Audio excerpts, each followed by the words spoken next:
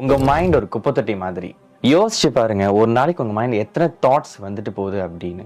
அதெல்லாம் டஸ்ட்பின்ல இருக்க குப்பை மாதிரி சேர்ந்துகிட்டே போகுது. ஒரு நைட் நம்ம வீட்டுல குப்பையை வீசாம இருந்தாலே நம்ம வீட்டுல துர்நாற்றம் வீச ஆரம்பிச்சிடும். காலங்காலமா எத்தனை குப்பையை நம்ம சேர்த்து வச்சிருக்கிறோம். சரி, இந்த குப்பையெல்லாம் எப்படிதான் கிளியர் பண்றதுன்னு கேட்டீங்கன்னா வெரி சிம்பிள். கண்ணை மூடி பிரீத் பண்றத ஃபோக்கஸ் பண்ணி நல்ல மென்மையான மியூசிக் கேட்டுக்கிட்டே உங்களுக்குள்ள கடந்து போய்கிட்டே உங்களோட தாட்ஸை அப்சர்வ் பண்ணீங்கன்னா அது அந்த குப்பையெல்லாம் கிளியர் பண்றதுக்கான சமம். எவ்வளோக்கு எவ்வளோ அமைதியாக உட்காந்து அப்சர்வ் பண்றீங்களோ பீஸ், கிளாரிட்டி அண்ட் ஃபோக்கஸ் இதெல்லாம் அதிகரிக்கும். இதுக்கு பேர் தான் மெடிடேஷன். மெடிடேஷன்ன்றது உங்களுக்குள்ள இருக்கிற சத்தத்தை தடுத்து நிறுத்துறது கிடையாது. இட்ஸ் அபவுட் உங்களுக்குள்ள இருக்க சைலன்ஸை நீங்க டியூன் பண்றது. So sit, breathe and watch your thoughts. Think about it. சந்தோஷம்.